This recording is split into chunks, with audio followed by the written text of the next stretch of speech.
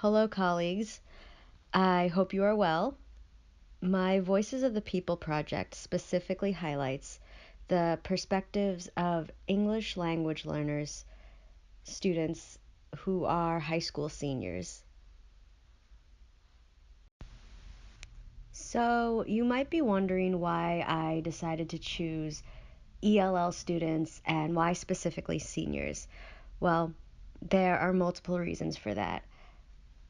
I have had many of these students for the past 2 or 3 years, and I know that they have enough English to articulate themselves in an interview, and I know that they are able to actually remember prior schooling in other countries before coming to the American education system.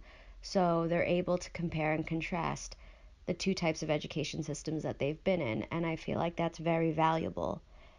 They all have spoken out on behalf of ELL students in my school, and they've actually created protests and meetings where they've spoken about the inequities that they've experienced in the current education system and that they fear their siblings and friends are experiencing as well.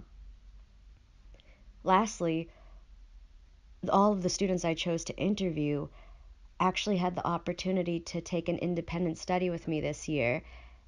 And what that means is that I gave them all individually the freedom to create their own curriculum and implement their own curriculum in my classroom.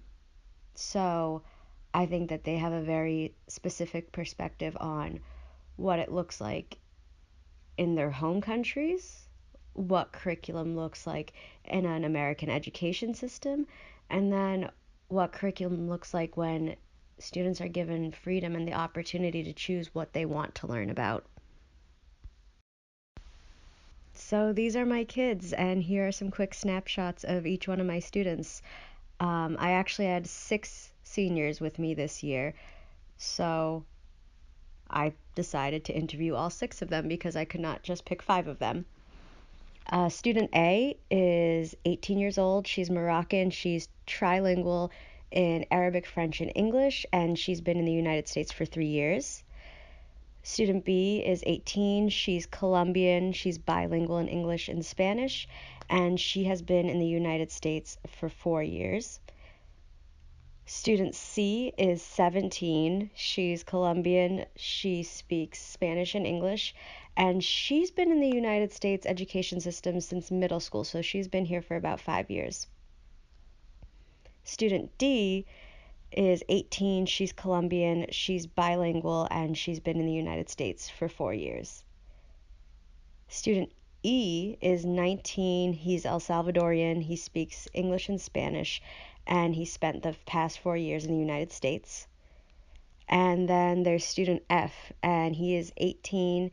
He's Brazilian. He's bilingual in Portuguese and in English.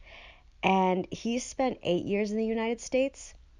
He was born here, and he lived here until he was about 5. But then he moved back to Brazil, and he came back to the United States about 3 years ago. So the first question I posed to my students based off of the Schubert reading was reflecting on what you've learned in school. In general, in a specific class, it didn't matter to me.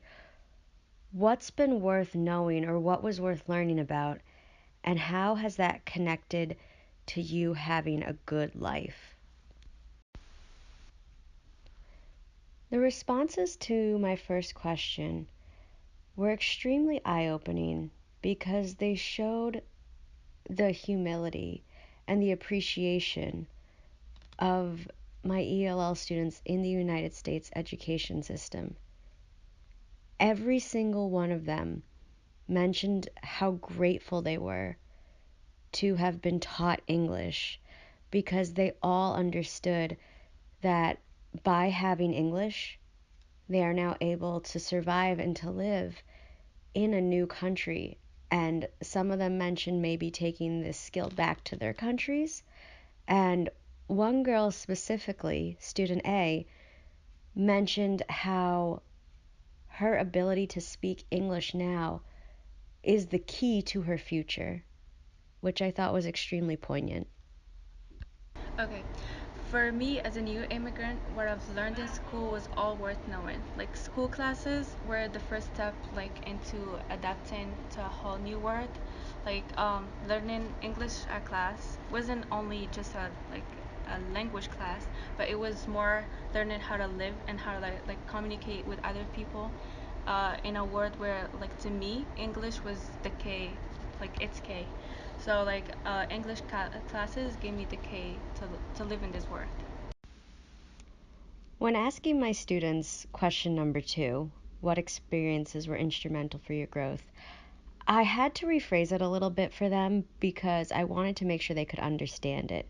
So I had also asked them what was missing from the curriculum that you had to learn on your own, or what do you wish the curriculum had included? And I was extremely pleased with the answers that I got here.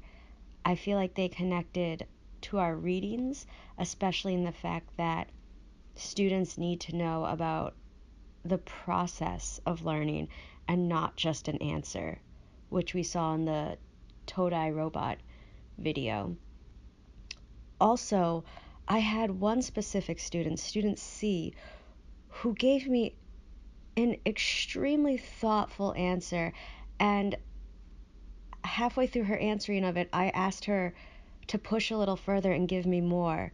So although it's a 3-minute clip, I believe that this student really understands the humanity that's missing from our current curriculum, and she explains it well. I feel like things that are more like human are like just not in the curriculum. They're just not present because you gotta learn how to respect and all these things about yourself. Like schools are not really meant to teach you that, although they say they are. They don't really teach you that because around school you can see that a lot of things are unfair and a lot of minorities are left out and things like that, and like when you actually realize how unfair the system sometimes is, you also learn how to like do little things that help improve that, or maybe you try to um, help those minorities that are left outside, or if you're part like me, if you're part of one of those minorities, you you try to like yeah learn ways to make it to make it to make it improve. Mm-hmm. And just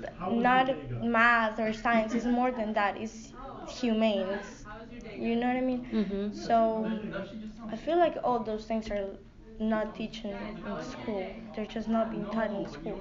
Yeah, yeah, I totally hear what you're saying. And then this question is not here, but based on what you're saying, do you think a class like that could be offered in a curriculum? Like, do you think those those things like present humane activities and respecting others, like, are those traits and aspects something that can be taught?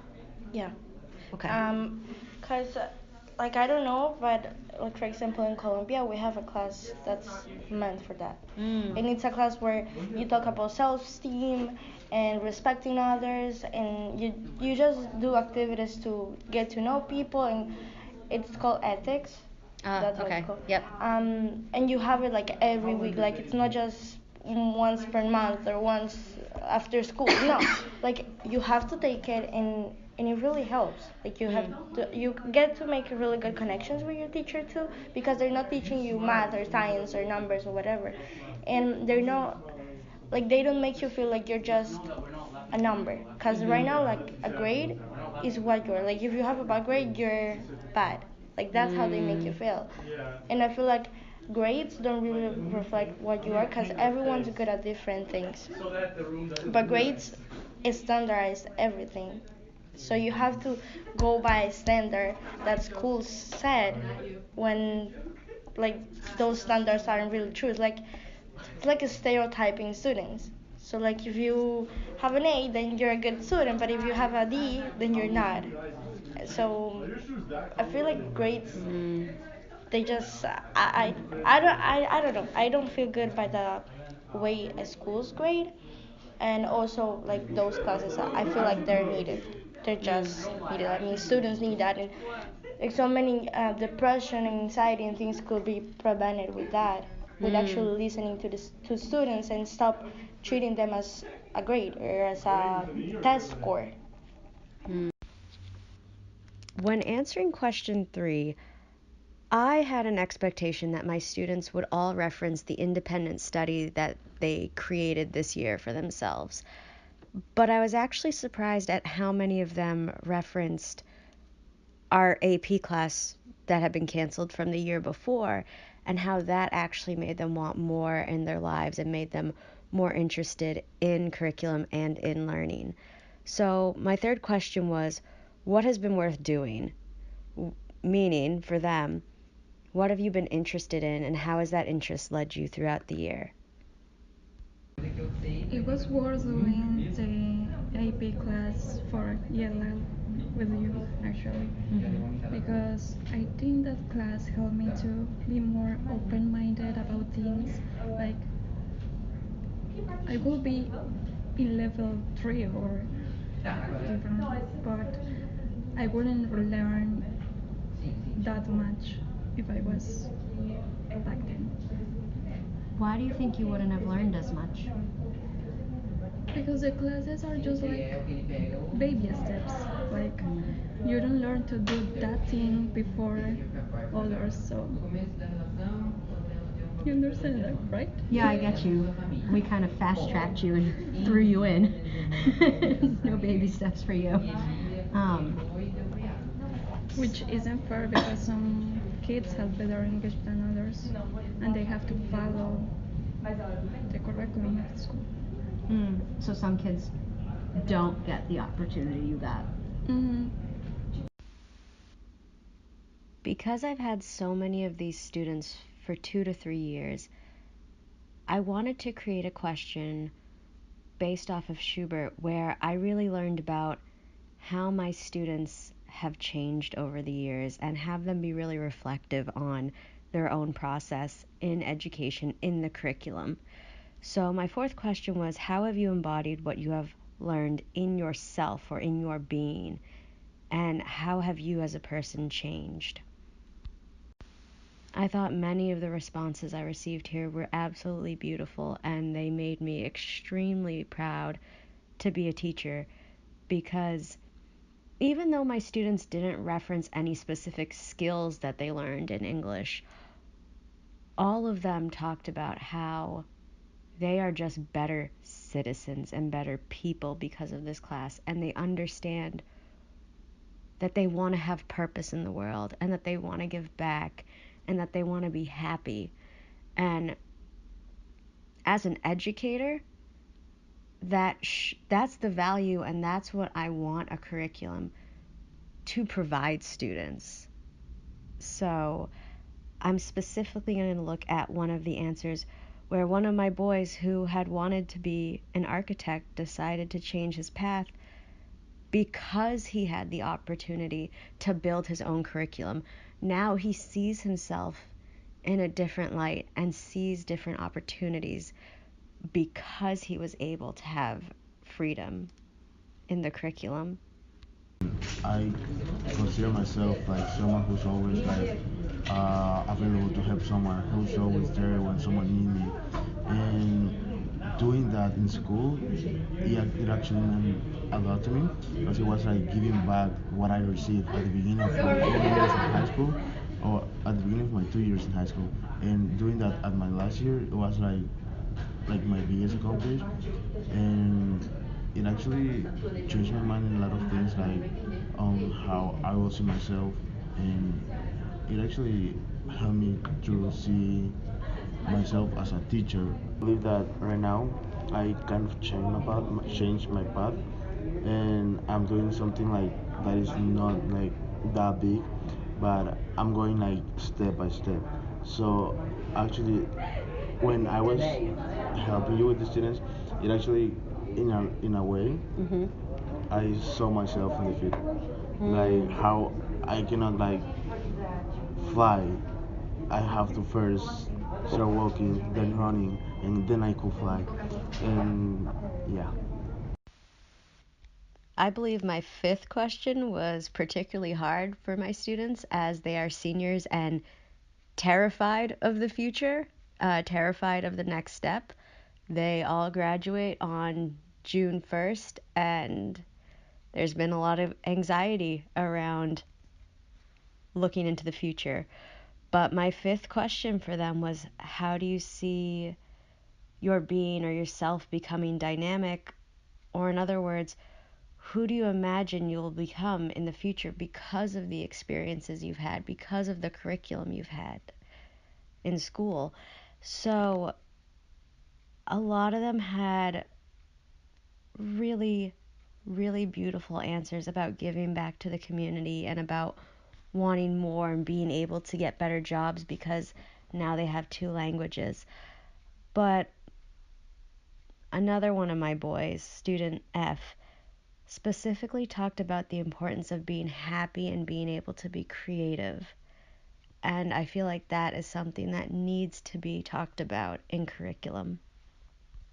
I feel like no matter what I do in the future, I'm gonna do because of the experiences I had. I'm gonna always try to do something.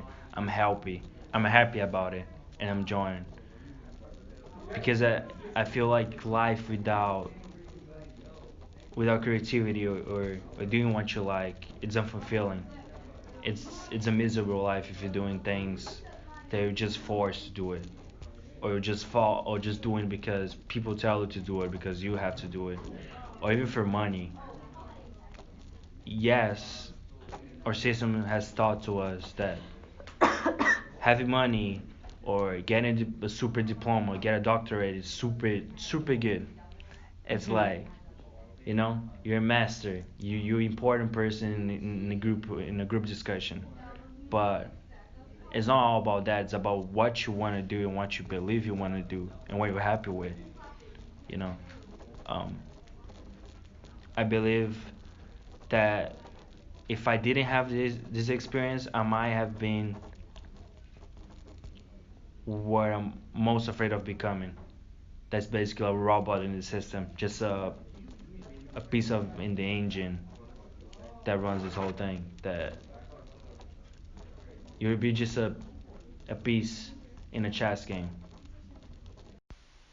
Unsurprisingly, for question 6, a majority of the responses I received from students were about the obstacle of the language barrier that they had when coming to the United States and having to learn an entire curriculum in multiple content areas in a language they barely knew.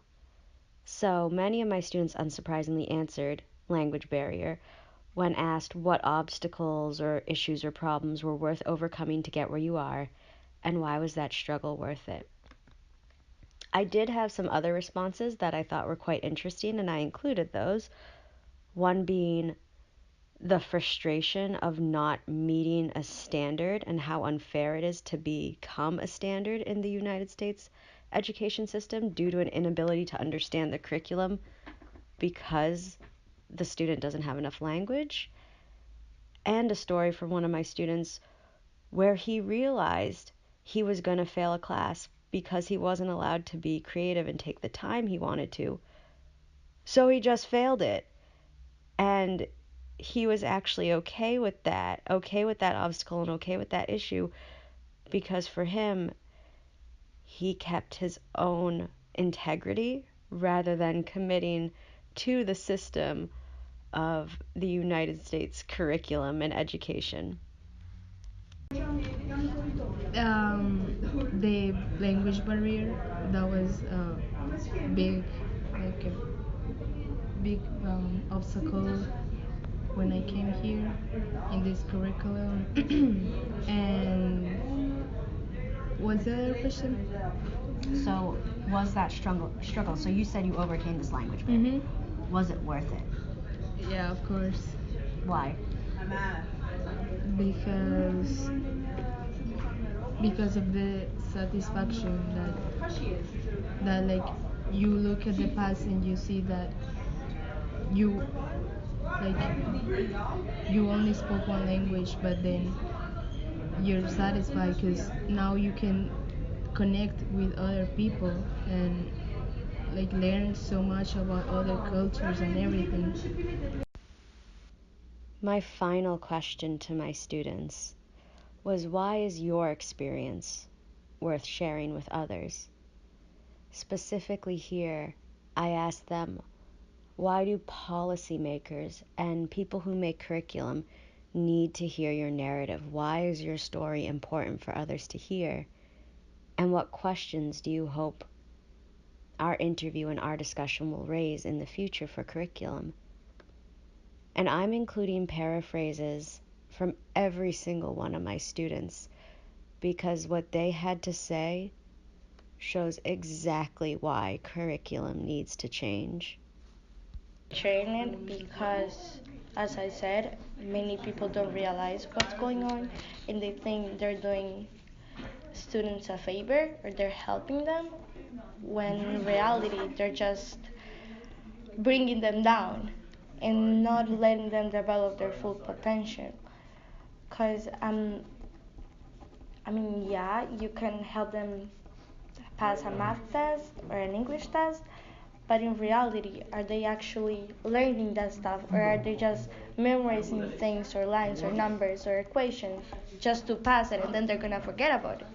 Yes, they are. We all do. And if I mean, I want this interview to raise questions like maybe you can like you can't think about it because you haven't been in that position, but what if it was you? What if it was your child? um People that maybe were born here and they know how everything works, maybe it's easy for them, maybe they think school is super easy or whatever, but like when you think about all the people that come into this country, because it's a lot of people, like this country is made out of immigrants. Is it really that easy for them? Is it actually fair to them? No, it's not. So I would love them to put themselves in that position and try to think like, are we actually doing the right thing with them? Are we actually offering the opportunities that we say we're giving them?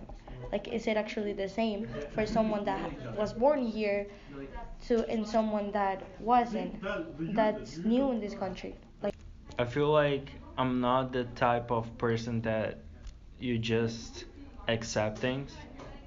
So I feel like just by that, it's worth listening to it. A person that goes against what everybody else is doing. Not just because they want to be different, because they believe that the different way is what is worth it to do it, you know. Um, and I hope they have questions not only for me, but like for the system itself, for principals of high schools and people like that, of why is creativity, for example, ignored, you know, or locked down, like why why why following and why reading things or forcing students to do certain things the right way to teach? Is that actually making people more intelligent or just following uh, a path that we think is the most intelligent way, you know? The first reflection question we had for this project is, what has this taught you about others' understandings of curriculum? My choice to interview ELL students gave me a very clear perspective of how this group specifically views the United States education system. I'm truly in awe at how thankful and grateful my students are because they were able to learn English. I don't think that I would have received this response if I had interviewed native speaking students or administration. I believe that this experience and this narrative is something that solely ELL students and non native speakers possess and understand. Additionally, because my students were all probably about the ages of 13 and 14 when they left their home countries, they've seen at least two different types of education systems. So I think they were able to also point out multiple issues that they see in the United States high school curriculum. Maybe they are just good people and maybe they are just humanitarians, but they stressed a desire for more humanity and relationship building and interpersonal skills and equity in the curriculum. They want to learn how to be better people. And I think, in part, that connects to what they see in the world today. And they want to make a better world. They want to have better futures. Additionally, they also see that curriculum cannot be mass produced, which is something I think many teachers agree with. Curriculum needs to be differentiated for students. If it is, students become more engaged and become more invested in what they're learning. So, in summation, I truly feel like we need to start listening to our students and we need to have them help us create curriculum. And their voices need to be heard in the discussions and debates on education because they know what they need. Their values are in the right place, their ideas are in the right place. We need to help them get the resources that they're asking for and that we haven't been giving them because we should want to holistically support our future generations. Our second reflection question for this project was, how does this motivate you to enact change in the area of curriculum? As an educator, I fully hear what my students are saying, and I want to change the system for them. They're pleading for tools and skills to become better citizens of the world and more helpful members of society. What teacher doesn't want that? We all want that. I absolutely hear what my students are saying when they say they feel like numbers and they feel like MCAS data and they feel like they're stuck in a system. I see that. I see that when we are asked to look at student data and PLGs and we aren't given the opportunity to actually discuss how we can better help our students. So they're not wrong. I hear their need and desire to have freedom and to have choice. So, reflecting on this, my passion to continue the independent study class has been revitalized. I originally thought that this would be a one-time thing that I specifically did for these students because we did become super close when we did the AP class together and then it was cut and we protested together. I really did this independent study for my students, for those 6 students who were staying with me, to have more. But now other students have seen it and they've started asking me about it because they want something more as well. So what I thought was going to be a one-time thing where I helped 6 students create their own curriculum and I kind of guided them through it, I think will become a yearly course that, yes, it's more work on me, but I feel very positive and strongly about the students that will be leaving the school after I've helped them learn more about themselves and I've helped them create a curriculum that they feel is valuable. Now, that being said, I'm one person, and at most right now I'm helping 6 kids a year. So I know that there needs to be bigger change, and I know it's more than just this one course in my school. And I know it's bigger than my district.